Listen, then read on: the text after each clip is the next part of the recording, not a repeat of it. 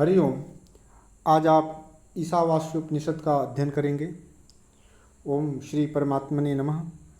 ईशावास्योपनिषद, यह ईशावास्योपनिषद शुक्ल यजुर्वेद कांड शाखा संहिता का 40वां अध्याय है। मतलब शुक्ल यजुर्वेद कांड शाखीय संहिता का 40वां अध्याय है। मंत्र भाग का अंश होने से इसका विशेष महत्व है। इसी को सबसे पहला उपनिषद माना जाता है। मतलब प्रथम उपनिषद ईशावास्योपनिषद है। शुक्ल यजुर्वेद के प्रथम 39 अध्यायों में कर्मकांड का निरूपण हुआ है। यह उस कांड का अंतिम अध्याय है। इसमें भगवत तत्व रूप ज्ञान कांड का निरूपण किया गया है। इसके पहले मंत्र में ईशावास्यम वाक्य आने से इसका नाम ईशावास्योपनिषद है। तो 40वां अध्याय है शुक्ल यजुर्वेद का कांड शाखीय संहिता का। ये आप याद रखेंगे। यह प्रश्न पूछा जाता है। शांति पाठ। ओम पूर्णमदः पूर्णमिदं पूर्णात् पूर्णमुदच्यते पूर्णस्य पूर्णमादाय पूर्णमेवावशिष्यते। ओम शांति शांति शांति। ओम सच्चिदानंद घन अधः, मतलब वह परब्रह्म, पूर्णम मतलब सब प्रकार से पूर्ण है। इदम यह जगत भी पूर्ण ही है, क्योंकि पूर्णात् उस पूर्ण परब्रह्म से ही पूर्णम यह पूर्ण उदच्यते उत्पन्न हुआ है। पूर्णस्य पूर्ण के पूर्ण को, पूर्णस्य पूर्णम अर्थात पूर्ण के पूर्ण को आदाय निकाल लेने पर भी पूर्ण मतलब पूर्णम अर्थात पूर्ण एव अवशिष्यते, मतलब पूर्ण ही शेष बचेगा। पूर्णम एव अवशिष्यते। यह मंत्र बृहदारण्यक उपनिषद के 5वें अध्याय के प्रथम ब्राह्मण के प्रथम कंडिका का पूर्वार्ध रूप है। यह शांति पाठ के रूप में अध्ययन किया जाता है। व्याख्या। वह सच्चिदानंद घन परब्रह्म पुरुषोत्तम सब प्रकार से सदा सर्वदा परिपूर्ण है। यह जगत भी उस परब्रह्म से ही परिपूर्ण है, क्योंकि यह पूर्ण उस पूर्ण पुरुषोत्तम से ही उत्पन्न हुआ है। इस प्रकार परब्रह्म की पूर्णता से जगत पूर्ण है, इसलिए भी वह परिपूर्ण है। उस पूर्ण ब्रह्म में से पूर्ण को निकाल लेने पर भी वह पूर्ण ही बचता है। त्रिविध ताप की शांति हो। सर्वव्यापक परमेश्वर का निरंतर स्मरण करते हुए निष्काम भाव पूर्वक कर्म करने का विधान। ओम ईशावास्यमिदं सर्वं यत्किंच जगत्यां जगत तेन त्यक्तेन भुञ्जीथा मा गृधः कस्य शुद्धनम मा गृधः कस्य शुद्धनम। जगत्याम अखिल ब्रह्मांड में यत किंच जो कुछ भी जगत मतलब जड़ चेतन स्वरूप जगत है। इदम यह सर्वम मतलब समस्त। ईशा मतलब ईश्वर से, वास्यम मतलब व्याप्त है। तीन उस ईश्वर को साथ रखते हुए त्यक्तेन त्याग पूर्वक भुंजिता भोगते रहो। अर्थात ईश्वर को साथ में रखिए, ईश्वर का चिंतन मनन करते रहिए और त्याग पूर्वक भुंजिता भोगते रहो। माँ गृध इसमें आसक्त मत हो, क्योंकि धन भोग ऐश्वर्य कस्यचित किसका है, अर्थात किसी का भी नहीं है। इसकी व्याख्या कर रहे हैं। मनुष्य के प्रति वेद भगवान का पवित्र आदेश है कि अखिल विश्व ब्रह्मांड में जो कुछ भी है, यह चर अचर चरात्मक जगत तुम्हारे देखने सुनने में जो कुछ भी आ रहा है, सबका सब सर्वाधार, सर्वनियंता, सर्वाधिपति, सर्वशक्तिमान, सर्वज्ञ, सर्व कल्याण गुण स्वरूप परमेश्वर से व्याप्त है। सदा सर्वत्र उन्हीं से परिपूर्ण है। गीता के 9वें अध्याय के 4th श्लोक, इसका कोई भी अंश उनसे रहित नहीं है। गीता के 10वें अध्याय के 39 और 42 श्लोक का आप अध्ययन करेंगे तो वहाँ पर आपको काफ़ी जानकारी प्राप्त होगी। यूँ समझकर उन ईश्वर को निरंतर अपने साथ रखते हुए सदा सर्वदा उनका स्मरण करते हुए ही तुम इस जगत में ममता और आसक्ति का त्याग करके केवल कर्तव्य पालन के लिए ही विषयों का यथाविधि उपयोग करो। अर्थात विश्वरूप ईश्वर की पूजा करके पूजा के लिए ही कर्मों का आचरण करो। अर्थात विश्वरूप जो ईश्वर हैं उनकी पूजा के लिए ही जो है कर्मों का आचरण करना है। विषयों में मन को मत फंसने दो, इसी से तुम्हारा निश्चित कल्याण है। गीता के 2 अध्याय का 64, 3 अध्याय के 9 और 18वें अध्याय के 46 नंबर का श्लोक जो है आप देखेंगे। वस्तुतः एक भोग्य पदार्थ किसी के भी नहीं है। मनुष्य भूल से ही इसमें ममता और आसक्ति कर बैठा है। ये सब परमेश्वर के हैं और उन्हीं की प्रसन्नता के लिए इनका उपयोग करना चाहिए। दूसरे नंबर का श्लोक देखेंगे ईशावास्योपनिषद का। कुर्वन्नेवेह कर्माणि जिजीविषे शतंक्षमाः एवं त्वयि नान्यथेतोस्ति न कर्म लिप्यते नरे। न कर्म लिप्यते नरे, ये पंक्ति आपसे पूछी जाती है कहाँ का है, तो ईशावास्योपनिषद आप लिखेंगे। यह इस जगत में कर्माणि मतलब शास्त्र नियत कर्मों को कुर्वन् करते हुए, ईश्वर पूजार्थ करते हुए, एवं ही शतम समाह 100 वर्षों तक जिजीविषेत जीने की इच्छा करनी चाहिए। एवं इस प्रकार त्याग भाव से परमेश्वर के लिए कर्म किए जाने वाले कर्म त्वयि अर्थात तुझ नरे तुझ मनुष्य में, त्वयि नरे तुझ मनुष्य में न लिप्यते लिप्त नहीं होंगे। इतः इससे भिन्न अन्यथा अन्य कोई प्रकार अर्थात मार्ग नहीं है। अन्यथा न अस्ति, अन्य प्रकार और कोई दूसरा मार्ग नहीं है जिससे कि मनुष्य कर्म बंधन से मुक्त हो सके। इस प्रकार व्याख्या। पूर्व मंत्र के कथनानुसार जगत के एकमात्र कर्ता धर्ता हर्ता सर्वशक्तिमान सर्वमय परमेश्वर का सतत स्मरण करते हुए सब कुछ उन्हीं का समझकर उन्हीं की पूजा के लिए शास्त्र नियत कर्तव्य कर्मों का आचरण करते हुए ही 100 वर्ष तक जीने की इच्छा करो। इस प्रकार अपने पूरे जीवन को परमेश्वर के प्रति समर्पण कर दो। ऐसा समझो कि शास्त्रोक्त स्वकर्म का आचरण करते हुए जीवन निर्वाह करना केवल परमेश्वर की पूजा के लिए ही है, अपने लिए नहीं है। जो कुछ भी है सब परमेश्वर के लिए है, भोगने के लिए नहीं। यूँ करने से वे कर्म तुझे बंधन में डाल नहीं सकेंगे, मतलब बंधन में नहीं डाल सकेंगे। जब आप परमात्मा को साक्षी मान करके और परमात्मा के लिए जब आप कार्य करेंगे और परमात्मा को निमित्त मान करके, हाँ, इस तरह से जो है आप बंधन में नहीं पड़ेंगे। तो ऐसा करने से जो है वे कर्म तुझे बंधन में नहीं डाल सकेंगे। कर्म करते हुए कर्मों से लिप्त न होने का यही एकमात्र मार्ग है। इसके अतिरिक्त अन्य कोई मार्ग जो है कर्म बंधन से मुक्त होने का नहीं है। गीता में भी दूसरे अध्याय का अध्ययन करेंगे, 5वें अध्याय का अध्ययन करेंगे तो वहाँ पर आपको प्राप्त हो जाएगा। इस प्रकार कर्म फल रूप जन्म बंधन से मुक्त होकर निश्चित मार्ग का निर्देश करके अब इसके विपरीत मार्ग पर चलने वाले मनुष्यों की गति का वर्णन करते हैं। उपर्युक्त तीसरे श्लोक में बताते हैं उपर्युक्त मार्ग के विपरीत चलने वालों की दुर्गति का कथन। अशूर्यानां ते लोका अंधेन तमसावृताः तांस्ते प्रीत्याभिगच्छन्ति एके चात्महनो जनाः। अशूर्यानां ते लोकाः अंधेन तमसावृताः तांस्ते प्रीत्याभिगच्छन्ति एके चात्महनो जनाः। अशूर्या मतलब असुरों के जो नाम, असुरिया नाम लोकाः, असुरों के जो नाम मतलब प्रसिद्ध, लोका मतलब नाना प्रकार की योनियाँ एवं नरक रूप लोक हैं। ते वे सभी अंधेन तमसा मतलब अज्ञान और दुख क्लेश रूप महान अंधकार से आवृता मतलब आच्छादित हैं। एके च जो कोई भी आत्महनः आत्महत्या करने वाले, जनाः मतलब मनुष्य हों, ते वे प्रेत्य मतलब मरकर, तान उन्हीं भयंकर उन भयंकर लोगों को, तान से उन भयंकर लोगों को अर्थात जो असुरिया नाम के जो लोक हैं उन्हीं भयंकर लोगों को अभिगच्छन्ति बार बार प्राप्त होते हैं। व्याख्या देखेंगे आप। मानव शरीर अन्य सभी शरीरों से श्रेष्ठ और परम दुर्लभ है एवं वह जीव को भगवान की विशेष कृपा से जन्म मृत्यु रूप संसार समुद्र में तरने के लिए ही मिलता है। ऐसे शरीर को पाकर भी जो मनुष्य अपने कर्म समूह को ईश्वर पूजा के लिए समर्पण नहीं करते और कामोपभोग को ही जीवन का परम ध्येय मानकर विषयों की आसक्ति और कामनावश जिस किसी प्रकार से भी केवल विषयों की प्राप्ति और उनके यथेच्छ उपभोग में ही लगे रहते हैं, वे वस्तुतः आत्मा की हत्या करने वाले हैं।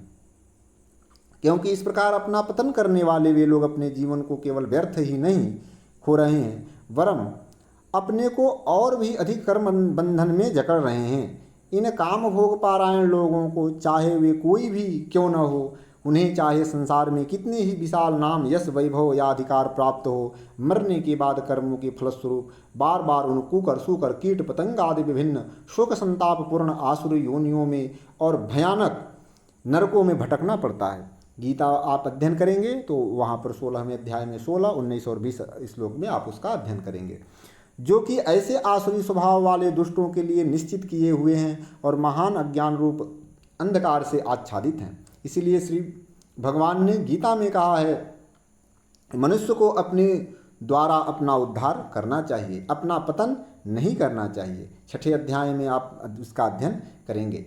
संबंध, जो परमेश्वर संपूर्ण जगत में व्याप्त है, जिसका सतत स्मरण करते हुए तथा जिनकी पूजा के लिए ही समस्त कर्म करने चाहिए, वे कैसे हैं, इस जिज्ञासा पर कहते हैं।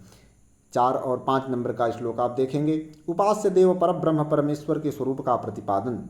अनेजदेकं मनसो जवीयो नैन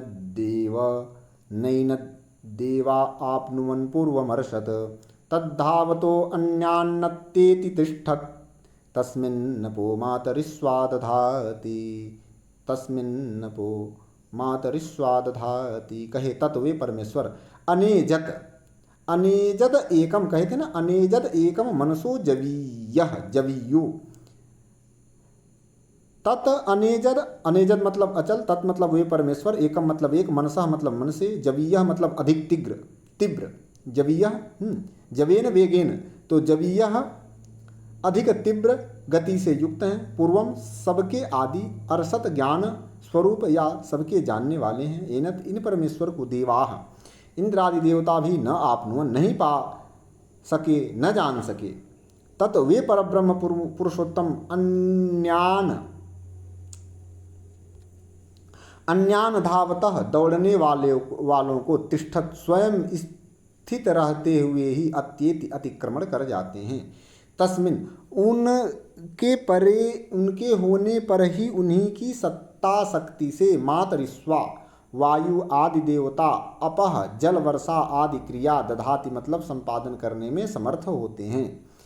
व्याख्या देखेंगे। वे सर्वांतर्यामी सर्वशक्तिमान परमेश्वर अचल और एक है, तथापि मन से भी अधिक तीव्र वेग से युक्त हैं। जहाँ तक मन की गति है वे उससे भी कहीं आगे पहले से ही विद्यमान हैं। मन वहाँ तक पहुँच नहीं पाता है। वे सबके आदि और अज्ञान स्वरूप हैं, अथवा सबके आदि होने के कारण सबको पहले से ही जानते हैं, पर उनको देवता तथा महर्षिगण भी पूर्ण रूप से नहीं जान सकते। गीता के 10वें अध्याय में आप इसका अध्ययन करेंगे। जितने भी तीव्र वेग युक्त बुद्धि मनवर इंद्रिया अथवा वायु आदि देवता हैं, अपनी शक्ति भर परमेश्वर के अनुसंधान में सदा दौड़ लगाते रहते हैं, परंतु परमेश्वर नित्य अचल रहते हुए ही उन सबको पार करके आगे निकल जाते हैं। वे सब वहाँ तक पहुँच ही नहीं पाते। असीम की सीमा का पता ससीम को कैसे लग सकता है, बल्कि वायु आदि देवताओं में भी जो शक्ति है जिसके द्वारा वे जल वर्षण प्रकाशन प्राण धारण आदि कर्म करने में समर्थ होते हैं, वह इन अचिंत्य शक्ति परमेश्वर की शक्ति का एक अंश मात्र ही है। उनका सहयोग मिले बिना ये सब कुछ भी नहीं कर सकते। संबंध बता रहे हैं। परमेश्वर की अचिंत्य शक्तिमता तथा व्यापकता प्रकारांतर से पुनः वर्णन करते हैं। कहते हैं तदेजति तन्नैजति तद्दूरे तद्वंतिके तदंतरस्य सर्वस्य तदुसर्वस्यास्य बाह्यतः। कहते हैं तद वे एजति चलते हैं, तद वे न एजति नहीं चलते हैं, तत् मतलब वे दूर से भी दूर हैं, तत् वे उ अंतिके अत्यंत समीप हैं, तत् वे अस्य इस सर्वस्य समस्त जगत के अंतः मतलब भीतर परिपूर्ण है, और तत् वे अस्य मतलब इस सर्वस्य समस्त जगत के उ बाह्यतः बाहर भी हैं। व्याख्या। वे परमेश्वर चलते भी हैं और नहीं भी चलते हैं। एक ही काल में परस्पर विरोधी भाव गुण तथा क्रिया जिनमें रह सकती है वे ही तो परमेश्वर हैं। यह उनकी अचिंत्य शक्ति की महिमा है। दूसरे प्रकार से यह भी कहा जा सकता है कि भगवान जो अपने दिव्य परम धाम में और लीला धाम में अपने प्रिय भक्तों को सुख पहुँचाने के लिए अप्राकृत सगुण साकार रूप में प्रकट रहकर लीला किया करते हैं, यह उनका चलना है, और निर्गुण रूप से जो सदा सर्वदा अचल स्थित हैं यह उनका न चलना है। इसी प्रकार वे श्रद्धा प्रेम से रहित मनुष्यों को कभी दर्शन नहीं देते। अतः मतलब जिनके पास श्रद्धा नहीं है, प्रेम नहीं है, ऐसे मनुष्यों को जो है वो दर्शन नहीं देते हैं। अतः उनके लिए दूर से दूर हैं, और प्रेम की पुकार सुनते ही जिन प्रेमी जनों के सामने चाहे जहाँ उसी क्षण तत्क्षण प्रकट हो जाते हैं। उनके लिए वे समीप से समीप हैं। इसके अतिरिक्त वे सदा सर्वत्र परिपूर्ण हैं, इसीलिए दूर से दूर भी वे ही हैं और से समीप वही ईश्वर हैं, वही परमात्मा है, क्योंकि ऐसा कोई स्थान ही नहीं जहाँ वे न हों। सबके अंतर्यामी होने के कारण वे अत्यंत समीप हैं, पर जो अज्ञानी लोग उन्हें इस रूप में नहीं पहचानते उनके लिए वे बहुत दूर हैं। गीता में कहा गया है, 13वें अध्याय में आप अध्ययन करेंगे। वस्तुतः वे इस समस्त जगत के परम आधार हैं और परम कल्याण वे ही हैं, इसीलिए बाहर भीतर सभी जगह वे ही पूर्ण मीन्स परिपूर्ण हैं। 7वें अध्याय में गीता के आप अध्ययन करेंगे। अब अगले 2 मंत्रों में इन परब्रह्म परमेश्वर को जानने वाले महापुरुष की स्थिति का वर्णन किया जाता है। 6 और 8वें 6, 7, 8 में बताए कहते हैं, परब्रह्म पुरुषोत्तम को जानने वाले महापुरुष की स्थिति तथा तत्व ज्ञान के फल का निरूपण। 6ठा श्लोक आप पढ़ेंगे। यस्तु सर्वाणि भूतान्यात्मन्येवानुपश्यति, भूतानि आत्मनि एव अनुपश्यति। यस्तु सर्वाणि भूतानि आत्मनि एव अनुपश्यति, भूतान्यात्मन्येव अनुपश्यति, आत्मन्येव अनुपश्यति। यस्तु सर्वाणि भूतान्यात्मन्येव अनुपश्यति, सर्वभूतेषु चात्मानं ततो न बीजुगुप्सते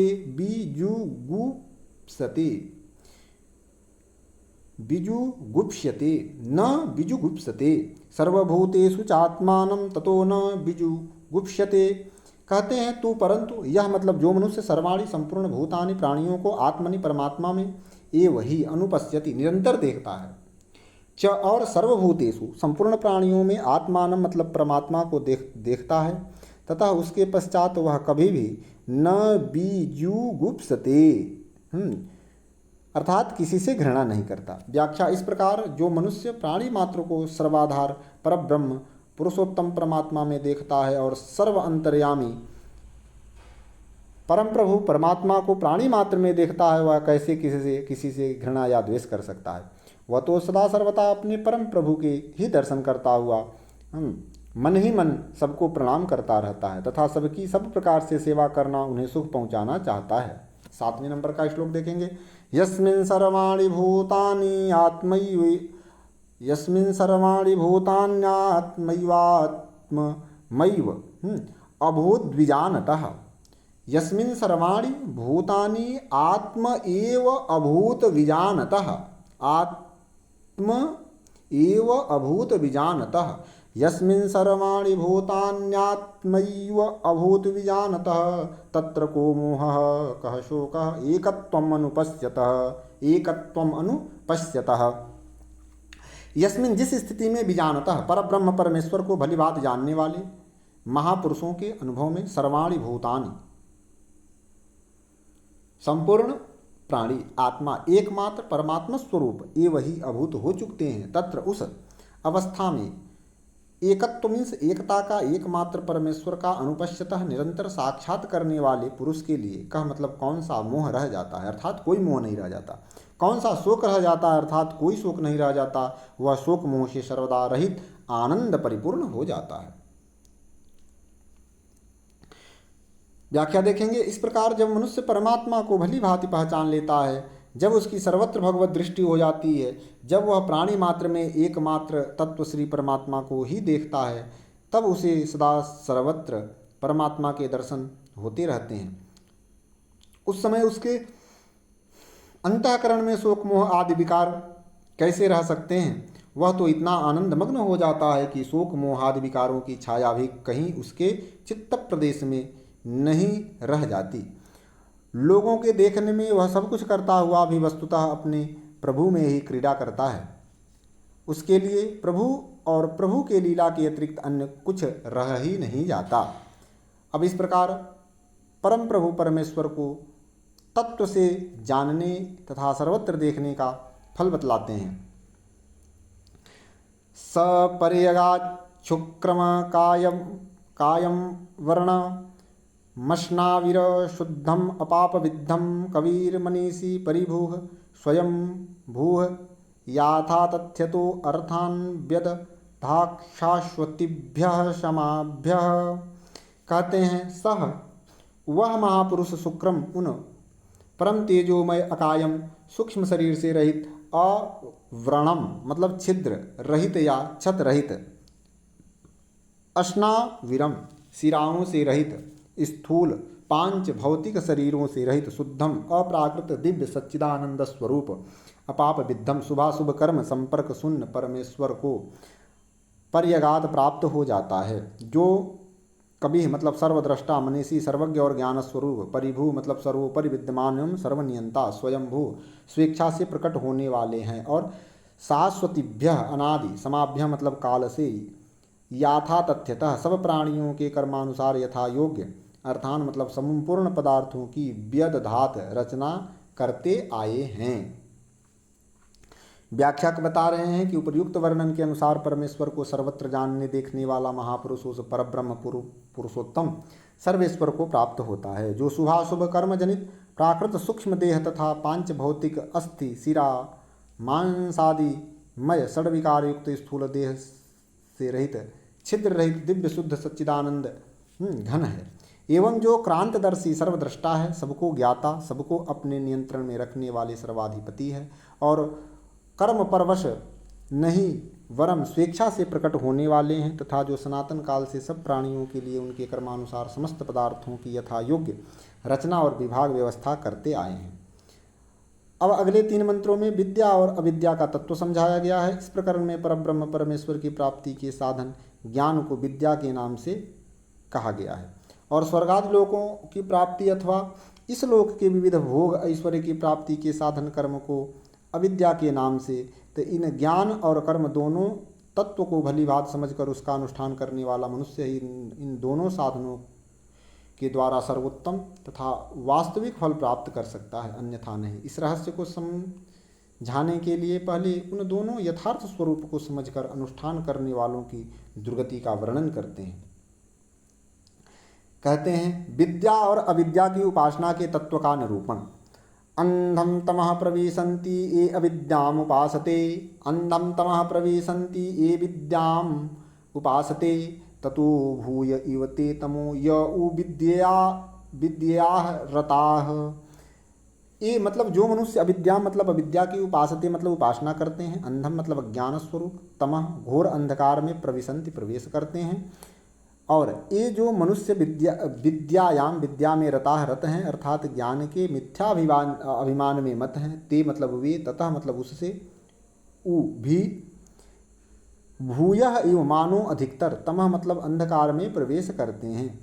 व्याख्या जो मनुष्य भोगों में आसक्त होकर के उनकी प्राप्ति के साधन रूप अविद्या मतलब विविध प्रकार के कर्मों का अनुष्ठान करते हैं, वे उन कर्मों के फलस्वरूप अज्ञानांधकार से परिपूर्ण, अज्ञान रूपी अंधकार से परिपूर्ण विविध योनियों और भोगों को ही प्राप्त होते हैं। वे मनुष्य जन्म के चरम और परम लक्ष्य श्री परमेश्वर को न पाकर के निरंतर जन्म मृत्यु रूप संसार के प्रवाह में पड़े हुए विविध तापों से संतप्त होते रहते हैं। दूसरे जो मनुष्य न तो अंतःकरण की शुद्धि के लिए कर्तापन के अभिमान से रहित कर्मों का अनुष्ठान करते हैं और न विवेक वैराग्य आदि ज्ञान के प्राथमिक साधनों का ही सेवन करते हैं, परंतु केवल शास्त्रों को पढ़ सुन करके अपने में विद्या का ज्ञान का मिथ्या आरोप करके ज्ञानाभिमानी बन बैठते हैं। ऐसे मिथ्या ज्ञानी मनुष्य अपने को ज्ञानी मानकर हमारे लिए कोई भी कर्तव्य नहीं है इस प्रकार कहते हुए कर्तव्य कर्मों का त्याग कर देते हैं और इंद्रिय के वशों में होकर के शास्त्र विधि से विपरीत मनमाना आचरण करने लगते हैं। इससे वे लोक सकाम भाव से कर्म करने वाले विषयासक्त मनुष्यों की अपेक्षा भी अधिकतर अंधकार को, पशु पक्षी सूकर कुकर आदि नीच योनियों और रौरव कुंभी पाक आदि घोर नरक को प्राप्त होते हैं। वे मनुष्य संबंध शास्त्र के यथार्थ तात्पर्य को समझ करके ज्ञान तथा कर्म का अनुष्ठान करने से जो सर्वोत्तम परिणाम होता है उसका संकेत से वर्णन करते हैं। अन्यद्देवाहु विद्या अन्यद आहु अविद्यया इति शुश्रुम धीराणाम एनस्तद् विचचक्षिरे। कहते हैं कि विद्या ज्ञान के यथार्थ अनुष्ठान से अन्यत एवं दूसरा ही फल आहु बतलाते हैं। कहते हैं अविद्या कर्मों के यथार्थ अनुष्ठान से अन्यत मतलब दूसरा ही फल बतलाते हैं, आहु बतलाते हैं। इसी प्रकार हमने धीराणाम मतलब धीर पुरुषों के शुश्रुम वचन सुने हैं, ये जिन्होंने न मतलब हमें तत् उस विषय को विचचक्षिरे व्याख्या करके भली भांति समझाया था। व्याख्या देखिएगा। सर्वोत्तम फल प्राप्त कराने वाले ज्ञान का यथार्थ स्वरूप है नित्यानित्य वस्तु का विवेक, क्षणभंगुर विनाशशील अनित्य एहलौकिक और पारलौकिक भोग सामग्रियों और उनके साधनों से पूर्ण विरक्ति, संयम पूर्ण पवित्र जीवन और एकमात्र सच्चिदानंद घन पूर्ण ब्रह्म के चिंतन में अखंड संलग्नता इस यथार्थ ज्ञान के अनुष्ठान से प्राप्त होता है। पर ब्रह्म पुरुषोत्तम गीता में बताए हैं 18वें अध्याय में, यथार्थ ज्ञान का यह सर्वोत्तम फल ज्ञानाभिमान में रत स्वेच्छाचारी मनुष्यों को जो दुर्गति रूप फल मिलता है उससे सर्वथा भिन्न और विलक्षण है। इसी प्रकार सर्वोत्तम फल प्राप्त करने वाले कर्म का स्वरूप कर्म में कर्तापन के अभिमान का भाव, राग द्वेष और जो है फल कामना का भाव एवं अपने वर्णाश्रम तथा परिस्थिति के अनुरूप केवल भगवत सेवा के भाव से श्रद्धापूर्वक शास्त्र विहित कर्मों का यथा योग्य सेवन, जिस इसके अनुष्ठान से समस्त दुर्गुण और दुराचारों का अशेष रूप से नाश हो जाता है और हर्ष शोक आदि समस्त विकारों से रहित होकर के साधक मृत्युमय संसार सागर से तर जाता है। सकाम भाव से किए जाने वाले कर्मों का जो पुनर्जन्म रूप फल उन कर्ताओं को मिलता है, उससे इस यथार्थ कर्म सेवन का यह फल सर्वथा भिन्न और जो है विलक्षण है। इस प्रकार हमने उन परम ज्ञानी महापुरुषों से सुना है जिन्होंने हमें यह विषय पृथक पृथक रूप से व्याख्या करके भलीभांति समझाया था।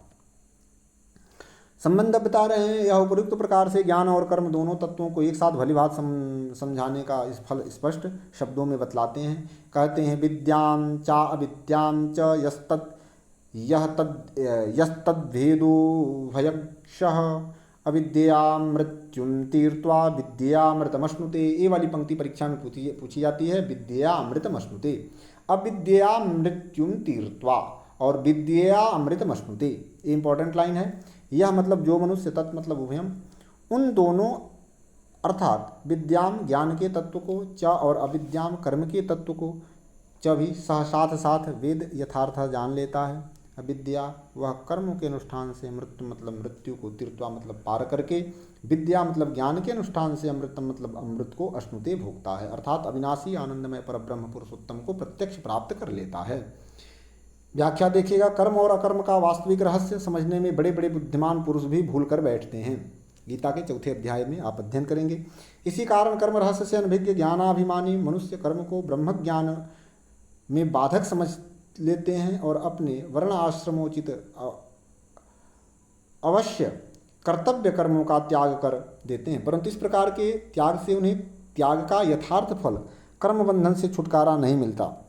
गीता में आप अध्ययन करेंगे। इसी प्रकार ज्ञान अकर्मावस्था न इस कर्म का तत्व न समझने के कारण मनुष्य अपने को ज्ञानी तथा संसार से ऊपर उठे हुए मान लेते हैं। अतः वे या तो अपने को पुण्य पाप से अलिप्त मानकर मनमाने कर्माचरण में प्रवृत्त हो जाते हैं या कर्मों को भार रूप समझकर उन्हें छोड़ देते हैं और आलस्य, निद्रा तथा प्रमाद में अपने दुर्बल मानव जीवन के अमूल्य समय को नष्ट कर देते हैं। इन दोनों प्रकार के अनर्थों से बचने का एकमात्र उपाय कर्म और ज्ञान के रहस्यों को साथ साथ समझकर उनका यथा योग्य अनुष्ठान करना ही है। इसीलिए इस मंत्र में यह कहा गया है कि जो मनुष्य इन दोनों के तत्व को एक ही साथ भली भांति समझ लेता है वह अपने वर्णाश्रम और परिस्थिति के अनुरूप शास्त्र विहित कर्मों का स्वरूपतः त्याग नहीं करता, बल्कि उनमें कर्तापन के अभिमान से तथा राग द्वेष और फल कामना से रहित होकर के उनका यथायोग्य आचरण करता है। इससे उसकी जीवन यात्रा भी सुखपूर्वक चलती है और इस भाव से कर्मानुष्ठान करने के फलस्वरूप उसका अंतःकरण समस्त दुर्गुणों एवं विकारों से रहित होकर के अत्यंत निर्मल हो जाता है और भगवत कृपा से वह मृत्युमय संसार में सहज ही तर जाता है। इस कर्म साधन के साथ ही साथ विवेक वैराग्य संपन्न होकर के निरंतर ब्रह्म विचार रूप ज्ञानाभ्यास करते रहने से श्री परमेश्वर के यथार्थ ज्ञान का उदय होने पर वह शीघ्र ही परब्रह्म परमेश्वर को साक्षात प्राप्त कर लेता है। संबंध अब अगले 3 मंत्रों में असंभूति और संभूति का तत्व बतलाया जाएगा। इस प्रकरण में असंभूति शब्द का अर्थ है जिनकी पूर्ण रूप से सत्ता न हो, ऐसी विनाशशील देव पितर और मनुष्य आदि योनियां एवं उनकी भोग सामग्रियां। इसलिए 14वें मंत्र में असंभूति के स्थान पर स्पष्टतया विनाश शब्द का प्रयोग किया गया है। इस प्रकार संभूति शब्द का अर्थ है जिसकी सत्ता पूर्ण रूप से हो, वह संपूर्ण जगत की उत्पत्ति, स्थिति और संहार करने वाला अविनाशी पर ब्रह्म पुरुषोत्तम। गीता के 7वें अध्याय में आप इसको देखेंगे। देव, पितर और मनुष्य आदि की उपासना किस प्रकार करनी चाहिए और अविनाशी पर ब्रह्म की किस प्रकार, इस तत्व को समझकर उनका अनुष्ठान करने वाले मनुष्य ही उनके सर्वोत्तम फलों को प्राप्त हो सकते हैं, अन्यथा नहीं। इस भाव को समझाने के लिए पहले उन दोनों के यथार्थ स्वरूप को न समझ करके अनुष्ठान करने वालों की दुर्गति का वर्णन करते हैं। 12 से 14 नंबर का श्लोक देखेंगे। संभूति और असंभूति की उपासना के तत्व का निरूपण। अंधम तमः प्रविशन्ति ये असंभूतिमुपासते ततो भूय इव ते तमो य उशंभूत्या रताः। ये मतलब जो मनुष्य असंभूति, विनाशशील, देव, पितर, मनुष्य आदि की उपासते मतलब उपासना करते हैं, वे अंधम मतलब अज्ञान रूप, तमः मतलब घोर अंधकार में प्रविशन्ति प्रवेश करते हैं। ये मतलब जो संभूत्याम अविनाशी परमेश्वर में रताः रत हैं, अर्थात उनकी उपासना के मिथ्याभिमान में मत हैं, वे ततः मतलब उनसे उ भी भूयः इव मानो अधिकतर, तमः मतलब अंधकार में प्रवेश करते हैं। इसमें बताया जो मनुष्य विनाशशील स्त्री, पुत्र, धन, मान, कीर्ति, अधिकार आदि इस लोक और परलोक की भोग सामग्रियों में आसक्त होकर उन्हीं को सुख का हेतु समझते हैं तथा उन्हीं के अर्जन सेवन में सदा संलग्न रहते हैं एवं इन भोग सामग्रियों की प्राप्ति, संरक्षण तथा वृद्धि के लिए उन विभिन्न देवता, पितर और मनुष्य आदि की उपासना करते हैं, जो स्वयं जन्म मरण के चक्र में पड़े हुए होने के कारण अभावग्रस्त और शरीर की दृष्टि से विनाशशील हैं। उनके उपासक वे भोगासक्त मनुष्य अपनी उपासना के फलस्वरूप विभिन्न देवताओं के लोकों को और विभिन्न भोग योनियों को प्राप्त होते हैं। यही उनका ज्ञान रूप घोर अंधकार में प्रवेश करना है। गीता के 7वें अध्याय में आप अध्ययन करेंगे। दूसरे जो मनुष्य शास्त्र के तात्पर्य को तथा भगवान के दिव्य गुण, प्रभाव, तत्व और रहस्य को न समझने के कारण न तो भगवान का भजन ध्यान ही करते हैं और न श्रद्धा का अभाव तथा भोगों में आसक्ति होने के कारण लोक सेवा और शास्त्र वेद देवोपासना में ही प्रवृत्त होते हैं। ऐसे वे विषयासक्त मनुष्य झूठ मूठ ही अपने को ईश्वर उपासक बतलाकर सरल हृदय जनता से अपनी पूजा कराने लगते हैं और ये लोग मिथ्याभिमान के कारण देवताओं को तुच्छ बतलाते हैं।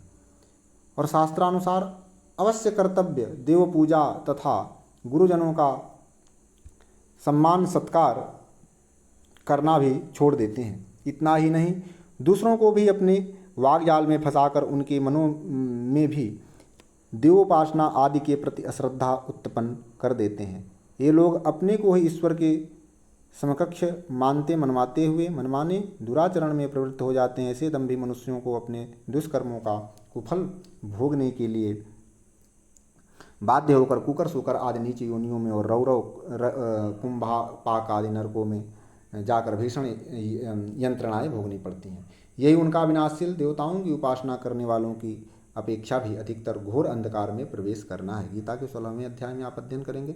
शास्त्र के यथार्थ तात्पर्य को समझ करके संभूति और असंभूति की उपासना करने में जो सर्वोत्तम परिणाम होता है, अब संकेत से उसका वर्णन करते हैं। अन्यद एवाहुः संभवाद अन्यद आहुः असंभवात इति शुश्रुमधीराणाम ये नस्तद विचक्षिरे। तो इस तरह से देखेंगे आप, कहते हैं कि संभवात मतलब अविनाशी ब्रह्म की उपासना से अन्यत एवं दूसरा ही फल आहु बतलाते हैं और असंभवात विनाशशील देव, पितर, मनुष्य आदि की उपासना से अन्यत मतलब दूसरा ही फल बतलाते हैं। इस प्रकार हमने धीराणाम मतलब धीर पुरुषों के सुश्रुम वचन सुने हैं। ये मतलब जिन्होंने न हमें तत् मतलब उस समय को बीच चक्षिरे व्याख्या करके भली भांति समझाया है। अविनाशी ब्रह्म की उपासना का यथार्थ स्वरूप परब्रह्म पुरुषोत्तम भगवान की सर्वशक्तिमान, सर्वज्ञ, सर्वाधार, सर्वमय, संपूर्ण संसार के कर्ता, धर्ता, हर्ता, नित्य अविनाशी समझना और भक्ति, श्रद्धा तथा प्रेम परिपूरित हृदय से नित्य निरंतर उनके दिव्य परम मधुर नाम रूप लीला धाम तथा प्राकृत गुण रहित एवं दिव्य गणमय सच्चिदानंद घन स्वरूप का श्रवण, कीर्तन, स्मरण आदि करते रहना। इस प्रकार की सच्ची उपासना से उपासक को शीघ्र ही अविनाशी परब्रह्म पुरुषोत्तम की प्राप्ति हो जाती है। ईश्वर उपासना का मिथ्या स्वांग भरने वाले दंभियों को जो फल मिलता है, उससे इन सच्चे उपासकों को मिलने वाला यह फल सर्वथा भिन्न और विलक्षण है। इस प्रकार विनाशशील देवता, पितर, मनुष्य आदि की उपासना का यथार्थ स्वरूप है। शास्त्रों एवं श्री भगवान की आज्ञा अनुसार देवता, पितर, ब्राह्मण, माता पिता, आचार्य और ज्ञानी महापुरुषों की सेवा पूजा आदि अवश्य कर्तव्य समझकर करना और उसको भगवान की आज्ञा का पालन एवं उनकी परम सेवा समझना। इस प्रकार निष्काम भाव से देव, पितर, मनुष्य आदि की सेवा पूजा करने वालों के अंतःकरण की शुद्धि होती है तथा उनको श्री भगवान की कृपा एवं प्रसन्नता प्राप्त होती है, जिससे वे मृत्युमय संसार सागर से तर जाते हैं। विनाशशील देवता आदि की सकाम उपासना से जो फल मिलता है उससे यह फल सर्वथा भिन्न और विलक्षण है। इस प्रकार हमने उन धीर तत्वज्ञानी महापुरुषों से सुना है जिन्होंने हमें यह विषय पृथक पृथक रूप से व्याख्या करके भली भांति समझाया था। संबंध अब उपर्युक्त प्रकार से संभूति और असंभूति दोनों के तत्वों को एक साथ भली भांति समझने का फल स्पष्ट बतलाते हैं। संभूतिम च विनाशम च यस्तद्वेदोद्भयः सह विनाशेन मृत्युम तीर्त्वा संभूत्यामृतमश्नुते। विनाशेन मृत्युम तीर्त्वा संभूत्यामृतमश्नुते। यह मतलब जो मनुष्य तत्व उभयम उन दोनों को अर्थात संभूतिम विनाशी परमेश्वर को च और विनाशम विनाशशील देवादि को च भी श मतलब साथ साथ वेद यथार्थः जान लेता है। विनाशेन वह विनाशशील देवादि की उपासना से मृत्यु मतलब मृत्यु को तीर्था मतलब पार करके संभूत्या अविनाशी परमेश्वर की उपासना से अमृतम मतलब अमृत को अश्नुते भोगता है अर्थात अविनाशी आनंदमय परब्रह्म पुरुषोत्तम को प्रत्यक्ष प्राप्त कर लेता है।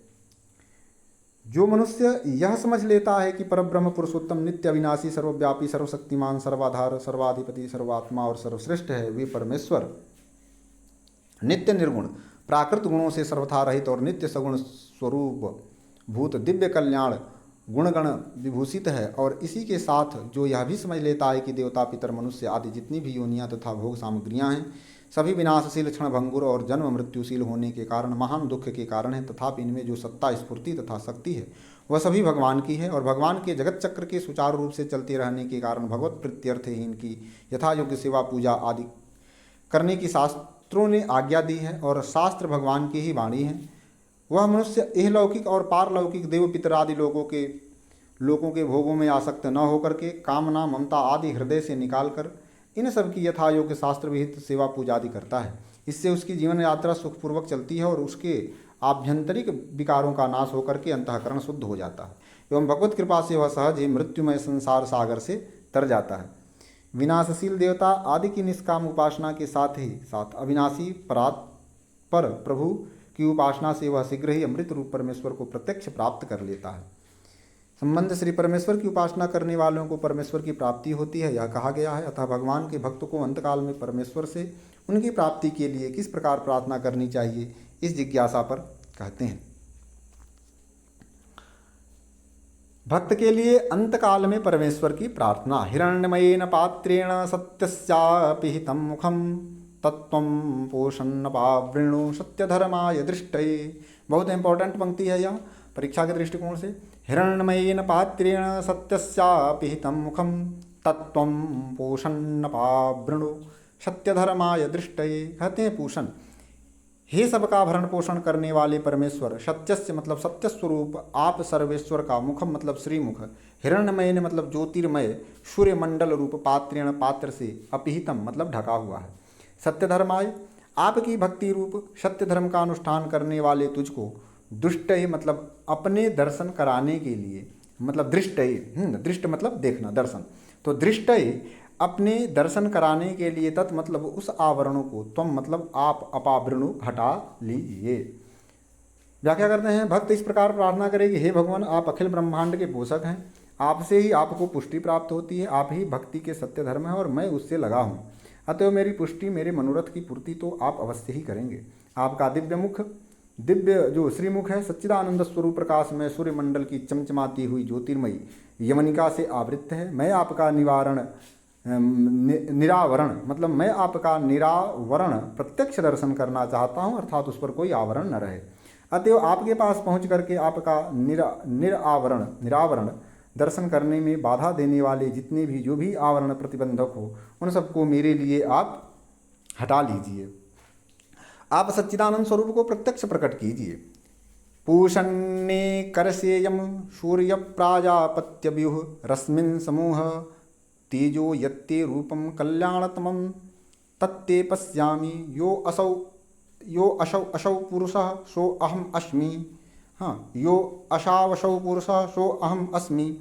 कहते हैं पूषण, हे भक्तों का पोषण करने वाले, एकर से, हे मुख्य ज्ञान स्वरूप यम, हे सबके नियंता सूर्य, हे सूर्य का मतलब हे भक्तों या ज्ञानी सूर्यों के परम लक्ष्य रूप प्रजापत्य, हे प्रजापतियों के प्रिय रश्मिन, इन रश्मियों को व्यूह मतलब एकत्र कीजिए, हटा लीजिए, तेज इस तेज को, समूह मतलब समेट लीजिए, अपने तेज में मिला लीजिए, यत जो, ते मतलब आपका कल्याणतमम अतिशय कल्याणमय रूप दिव्य स्वरूप है, तत् मतलब उस, ते मतलब आपके दिव्य स्वरूप को पश्चाम मैं आपकी कृपा से ध्यान के द्वारा देख रहा हूँ। यह मतलब जो असौ वह सूर्य का आत्मा है, असौ वह पुरुष परम पुरुष आप ही स्वरूप है, अहम मैं भी, सह मतलब अस्मि वही हूँ। व्याख्या कर रहे हैं भगवान, आप अपनी सहज कृपा से भक्तों के भक्ति साधन में दृष्टि प्रदान करके उनका पोषण करने वाले हैं। आप समस्त ज्ञानियों में अग्रगण्य परम ज्ञान स्वरूप तथा अपने भक्तों को अपने स्वरूप का यथार्थ ज्ञान प्रदान करने वाले हैं। आप सबका यथा योग्य नियमन, नियंत्रण और शासन करने वाले हैं। आप ही भक्तों या ज्ञानी महापुरुषों के लक्ष्य हैं और अभिज्ञ होने पर भी अपने भक्तवत्सल स्वभाव के कारण भक्ति के द्वारा उनके जानने में आ जाते हैं। आप प्रजापति के भी प्रिय हैं। हे प्रभु, इस सूर्यमंडल की तप्त रश्मियों को एकत्र करके अपने में लुप्त कर लीजिए, उसके उग्र तेज को समेट कर अपने में मिला लीजिए और मुझे अपने दिव्य स्वरूप के प्रत्यक्ष दर्शन कराइए। अभी तो मैं आपकी कृपा से आपके सौंदर्य माधुर्य निधि दिव्य परम कल्याण में सच्चिदानंद स्वरूप का ध्यान दृष्टि से दर्शन कर रहा हूँ। साथ ही बुद्धि के द्वारा समझ भी रहा हूँ कि आप परम पुरुष इस सूर्य के और समस्त विश्व के आत्मा हैं, वही मेरी भी आत्मा है, अतः मैं भी वही हूँ। ध्यान के द्वारा भगवान के दिव्य मंगलमय स्वरूप के दर्शन करता हुआ साधक अब भगवान की साक्षात सेवा में पहुँचने के लिए व्यग्र हो रहा है और शरीर का त्याग करते समय सूक्ष्म तथा स्थूल शरीर की सर्वथा विघटन की भावना करता हुआ भगवान से प्रार्थना करता है। शरीर त्याग के समय प्रार्थना, वायु अनिलम अमृतम मथेदम भस्मांतम शरीरम ओम क्रतो स्मर क्रतस्मर क्रतो स्मर कृतस्मर। अब अथ मतलब अनंतर, अब वायु ये प्राण और इंद्रियां, अमृतम मतलब अविनाशी, अनिलम समष्टि वायु तत्व में प्रविशतु प्रविष्ट हो जाएं, इदम शरीरम भस्मांतम अग्नि में जलकर भस्म रूप भूयात मतलब हो जाए। ओम हे सच्चिदानंद घन क्रतो यज्ञमय भगवन स्मर, आप मुझ भक्त को स्मरण करें। कृतम मेरे द्वारा किए गए कर्मों का स्मरण करें। क्रतो हे यज्ञमय भगवन स्मर, आप मुझ भक्त को स्मरण करें। कृतम मेरे कर्मों को स्मर मतलब स्मरण करें। क्रतु मतलब यज्ञ होता है। व्याख्या, परमधाम का यात्री वह साधक अपने प्राण, इंद्रिय और शरीर को अपने से सर्वथा भिन्न समझ करके उन सबको उनके अपने अपने उपादान तत्व में सदा के लिए विलीन करना एवं सूक्ष्म और स्थूल शरीर का सर्वथा विघटन करना चाहता है। इसलिए कहता है कि प्राणादि समष्टि वायु आदि में प्रविष्ट हो जाए और स्थूल शरीर जलकर भस्म हो जाए। फिर वह अपने आराध्य देव परब्रह्म पुरुषोत्तम श्री भगवान से प्रार्थना करता है कि हे यज्ञमय विष्णु, सच्चिदानंद विज्ञान स्वरूप परमेश्वर, आप अपने निज जन मुझको और मेरे कर्मों को स्मरण कीजिए। आप स्वभाव से ही मेरा और मेरे द्वारा बने हुए भक्ति रूप कार्यों का स्मरण करेंगे, क्योंकि आपने कहा है अहम स्मरामि मद्भक्तम नयामि परमाम गति, मैं अपने भक्त का स्मरण करता हूँ और उसे परम गति में पहुँचा देता हूँ। आपकी सेवा में स्वीकार कर लेता हूँ, अपनी सेवा में मतलब स्वीकार कर लेता हूँ उस भक्तों को, क्योंकि यही सर्वश्रेष्ठ गति है। इसी अभिप्राय से भक्त यहाँ दूसरी बार फिर कहता है कि भगवान आप मेरा और मेरे कार्य कर्मों का स्मरण कीजिए। अंतकाल में मैं आपकी स्मृति में आ गया तो फिर निश्चय ही आपकी सेवा में शीघ्र पहुँच जाऊँगा। इस प्रकार अपने आराध्य देव परब्रह्म पुरुषोत्तम भगवान से प्रार्थना करके अब साधक अपुनरावर्ती अर्चि आदि मार्ग के द्वारा परम धाम में जाते समय उस मार्ग के अग्नि अभिमानी देवताओं से प्रार्थना करता है। परम धाम जाते समय अर्चि मार्ग के अग्नि अभिमानी देवता से प्रार्थना। तो ईशावास्य उपनिषद में इस तरह से 18 श्लोक हैं। देखिएगा अंतिम श्लोक, अग्निनय सुपथाराये अस्मान् विश्वानि देव वयुनानि विद्वान् युयुध्यस्मज्जुहुराणमेनो भूयिष्ठां मे नम उक्तिम विधेम। हाँ, नम उक्तिम विधेम। अग्नि, हे अग्नि के अधिष्ठात्री देवता, अस्मान हमें राय परम धन रूप परमेश्वर की सेवा में पहुंचाने के लिए शुभ तथा सुंदर शुभ उत्तरायण मार्ग से नए आप ले चलिए।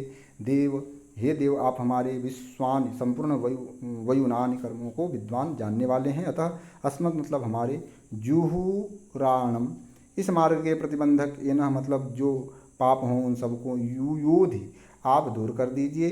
ते मतलब आपको, भूयिष्ठाम बार बार, नम उक्तिम नमस्कार के वचन, विधेम हम कहते हैं, बार बार नमस्कार करते हैं। मतलब साधक कहता है कि हे अग्नि देवता, मैं अब अपने परम प्रभु भगवान की सेवा में पहुंचना और सदा के लिए उनकी सेवा में रहना चाहता हूं। आप शीघ्र ही मुझे परम सुंदर मंगलमय उत्तरायण मार्ग से भगवान के परम धाम में पहुंचा दीजिए। आप मेरे कर्मों को जानते हैं। मैं जीवन में भगवान की भक्ति की है और उनकी कृपा से इस समय भी मैं ध्यान नेत्रों में उनके दिव्य स्वरूप के दर्शन और उनके नामों का उच्चारण कर रहा हूँ। तथापि आपके ध्यान में मेरा कोई ऐसा कर्म शेष हो जो इस मार्ग में प्रतिबंधक रूप हो तो आप कृपा करके उसे नष्ट कर दीजिए। मैं आपको बार बार विनयपूर्वक नमस्कार करता हूँ। इस उपनिषद का 15वां और 16वां मंत्र सबके लिए मननीय है। इस मंत्र के भाव के अनुसार आपको भगवान से दर्शन देने के लिए प्रार्थना करना चाहिए। सत्य धर्माय दृष्टये, यह भाव भी समझना चाहिए कि भगवान आप अपने स्वरूप का आवरण, हाँ, पर्दा हटा दीजिए, जिससे सत्य धर्म रूप आप परमेश्वर की प्राप्ति तथा अपने मंगलमय श्री विग्रह का दर्शन हो सके। इस प्रकार 17वें और 18वें मंत्र के भाव का भी प्रत्येक मनुष्य को विशेषतः मुमूर्षु अवस्था में अवश्य स्मरण करना चाहिए। इस तरह से यजुर्वेदीय ईशावास्योपनिषद पूर्ण हुआ। शांति पाठ। ओम पूर्णमदः पूर्णमिदं पूर्णात् पूर्णमुदच्यते पूर्णस्य पूर्णमादाय पूर्णमेवावशिष्यते। ओम शांति शांति शांति। इसका अर्थ इस ग्रंथ में प्रारंभ में दिया जा चुका है। इस मंत्रों के अनुसार अंतकाल में भगवान की प्रार्थना करने से मनुष्य मात्र का कल्याण हो सकता है। भगवान ने स्वयं गीता में कहा है, अंतकाले च माम एव स्मरन् मुक्त्वा कलेवरम यह प्रयाति समद्भावम याति नास्त्यत्र संशयः न अस्ति यत्र संशयः। इस तरह से जो है भगवान ने बताया, यह प्रयाति समद्भावम याति नास्त्यत्र संशयः। हरिओम। अब अगले क्रम में पुनः जो है पाठ्यक्रम को लेकर के उपस्थित रहूँगा। तब तक के लिए हरिओम।